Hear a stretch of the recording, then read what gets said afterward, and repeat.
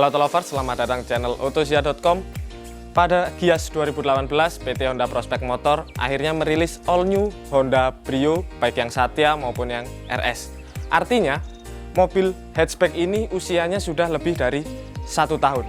Dan jelas pembelinya sangat banyak, itu tercantum dalam data-data yang dikeluarkan oleh Gaikindo. Lalu, bagaimana sekarang kondisinya setelah pemakaian 1 tahun? Dalam artian, ini keluar setiap hari sebagai kendaraan harian. Simak terus videonya.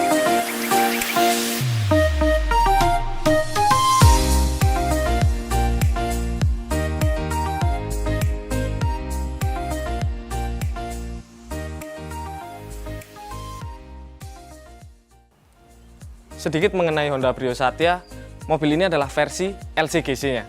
Sedangkan di kelas City Car ada Honda Brio RS. Perbedaannya sebenarnya tidak terlalu signifikan, desain secara keseluruhan sama, tapi ada detail-detail kecil seperti spion, itu di RS sudah elektronik, jadi bisa ditutup dengan tombol, ada body kit, velgnya pun sedikit lebih besar, ini 14 inci, sedangkan di RS 15 inci. Dan di bagian belakang, Honda Brio RS memiliki roof spoiler serta diffuser yang kelihatan lebih sporty.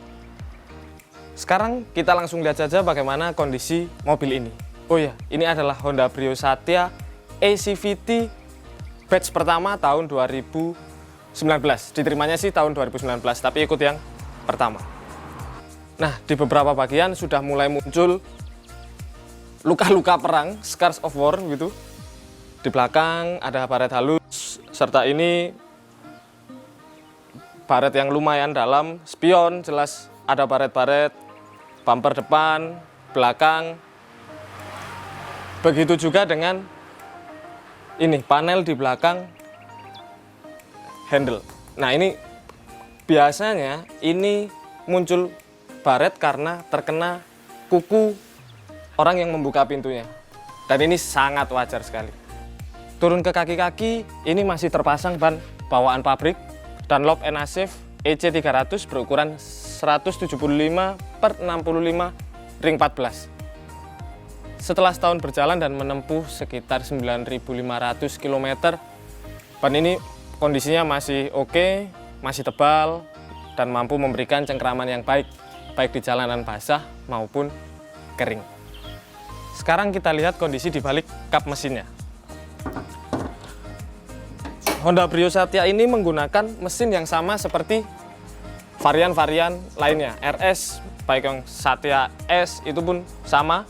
Ini adalah mesin Honda iVTEC 4 silinder berkode L12B, 1200 cc, menghasilkan tenaga 90 PS dan torsi 110 Nm. Performa tersebut disalurkan ke dua roda depannya melalui transmisi CVT. Nah, memang transmisi CVT ini memunculkan pro dan kontra. Ada yang suka dan ada yang tidak suka.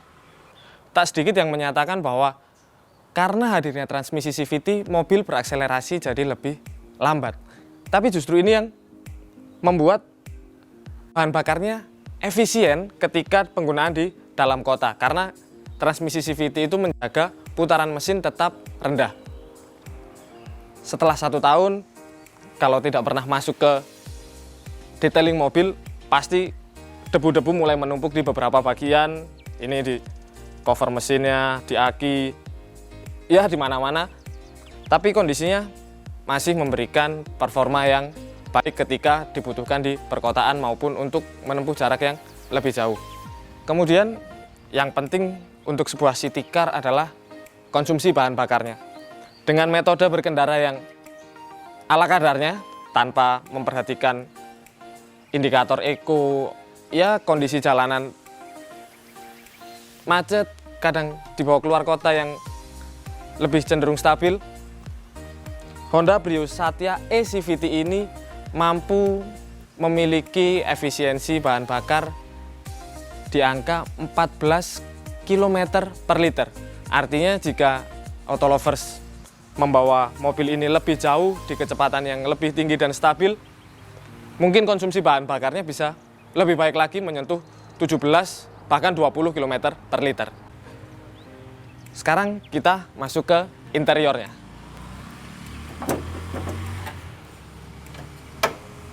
cenderung ringan karena ini adalah sebuah LCGC. Mengisi kelas LCGC, Honda Brio Satya ini memang tidak memiliki fitur yang terlalu banyak. Head unitnya masih double din, belum touchscreen, kemudian instrumen panelnya sederhana, analog, 3 buah, kemudian ada MID yang sangat kecil, informasinya pun tidak terlalu banyak. Nah, pembedanya dengan varian RS sebenarnya tidak terlalu banyak juga. Di RS, head unitnya sudah touchscreen, kemudian aksen-aksen silver ini di RS diubah menjadi warna orange. Tapi untuk sebuah LCGC, Honda Brio Satya ini sudah menggunakan AC digital. Sayangnya ada satu tombol kosong, ini sebenarnya untuk sirkulasi udara dari luar, tapi memang tidak disediakan di sini maupun pada Honda Brio RS. Kalau Anda juga memiliki Honda Brio Satya, pasti akan melihat satu keanehan pada mobil ini. Itu adalah joknya. Sebenarnya bangku ini menggunakan warna beige, sama seperti kabinnya ini. Door trimnya ini adalah warna beige. Tapi justru warna itulah yang bisa dibilang merepotkan. Tak sampai 1 tahun, masih sekitar 2 atau 3 bulan, bangkunya sudah memperlihatkan nuansa yang cenderung jorok. Karena ya kita duduk di mana, kemudian masuk ke mobil, mungkin membawa barang bawaan yang sebenarnya tidak terlalu bersih, dan itu menimbulkan mood yang tidak baik ketika melihat interior yang kotor.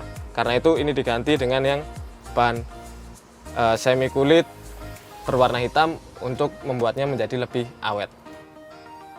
Tak hanya di jok, tanda-tanda penuaan juga mulai muncul di berbagai interiornya. Sebenarnya tidak terlalu parah.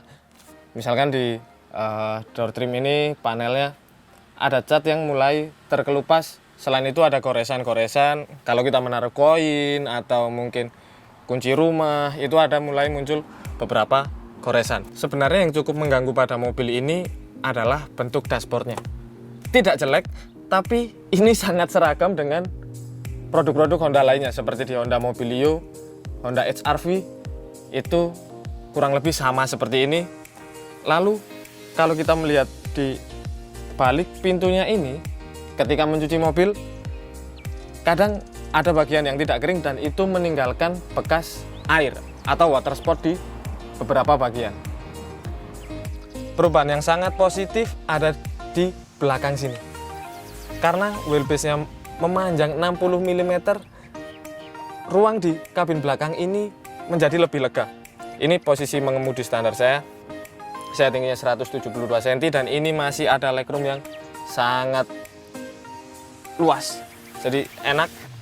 Selain itu headroomnya sebenarnya tidak terlalu banyak, tapi paling tidak ya tidak sampai mentok. Dan kemudian ini posisinya lebih rebah dibanding model sebelumnya. Nah, ini mampu memberikan kesan yang lebih baik untuk penumpang belakangnya. Jadi ketika menempuh perjalanan jauh di atas 40 km, ini penumpang belakang tidak akan tersiksa karena memiliki headrest yang bagus, proper. Ya memang tidak terlalu empuk, tapi lumayan, serta ada ruang di bawah jok depannya, jadi kaki bisa lebih diluruskan untuk memperluas legroom. Dan ini bangkunya menopang paha dengan baik. Dengan semua kelebihan itu, Honda Brio bisa menjadi mobil yang terbaik dan ternyaman di kelasnya. Bagasinya pun sekarang menjadi sedikit lebih besar, tapi ini cenderung dalam. Jadi ketika kita ingin mengeluarkan barang yang berat, ini membutuhkan effort yang lebih. Pertama kali diluncurkan, orang-orang mengkhawatirkan mengenai switch pembuka bagasinya. Ini sebenarnya tombol, bukan lagi mekanikal, dan mereka mengatakan bahwa ini nanti akan rusak. Tapi selama 1 tahun pemakaian, ini masih aman dan berfungsi dengan baik. Sangat baik sekali.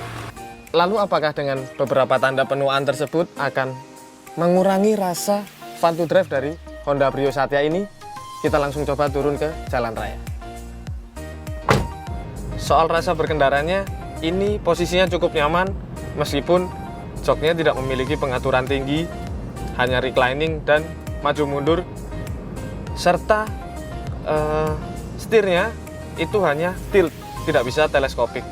Ini mungkin akan lebih nyaman seandainya posisi setirnya bisa lebih dekat dengan badan, dan itu sangat membantu untuk perjalanan jauh. Badan menjadi tidak cepat lelah, jadi bisa menempuh jarak yang lebih jauh lagi. Mesinnya masih memberikan performa yang cukup baik, tidak terlalu jauh berbeda dengan kondisi barunya, meskipun sekarang kondisinya sudah berdebu. Kaki-kakinya juga aman, tidak ada suara-suara aneh, selama memang penggunaannya normal dan tidak pernah terlibat kecelakaan yang berat.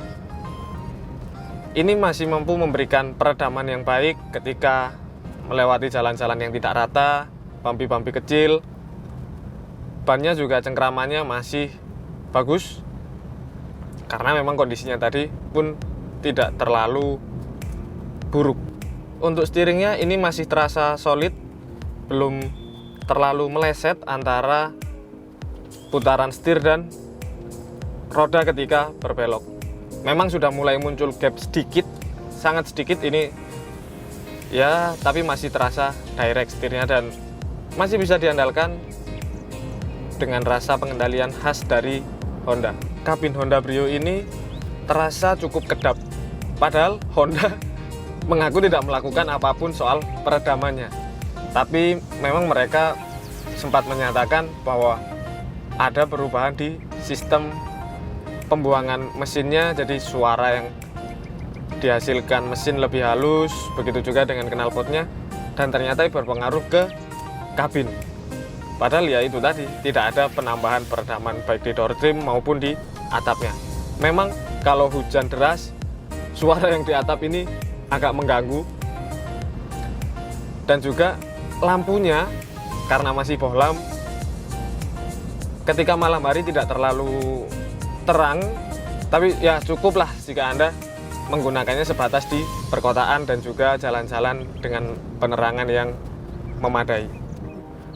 Mengenai harga, Honda Brio Satya dijual mulai 146 juta untuk varian terendahnya SMT. Sedangkan di atasnya ada EMT 154,6 juta, dan ini Honda Brio Satya eCVT 170,1 juta. Sedangkan untuk Honda Brio RS dijual mulai 184,3 juta, dan yang varian tertingginya Honda Brio RS CVT 199,6 juta on the road Jakarta. Tapi jika angka-angka itu dirasa terlalu besar, terlalu mahal untuk Anda bisa melihat Honda Brio bekas di jual beli mobil Ottosia. Untuk varian Honda Brio terbaru model kedua ini harganya mulai 150 jutaan untuk tahun 2019. Sedangkan model-model pertamanya jauh lebih murah, jauh lebih terjangkau.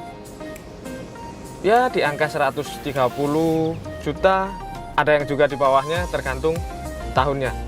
Untuk lebih lengkapnya Anda bisa cek di situs jual beli Ottosia. Tidak hanya Honda Brio, tapi juga ada produk-produk merek-merek lainnya seperti Toyota, Suzuki, Daihatsu, bahkan sekelas supercar Anda bisa dapatkan di situs jual beli Ottosia.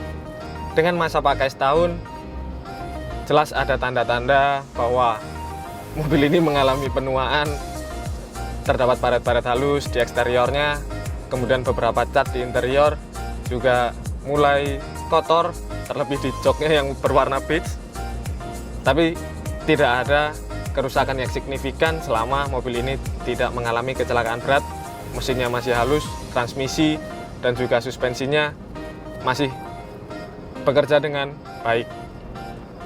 Oke, itulah review kami mengenai Honda Brio Satya setelah dipakai selama 1 tahun.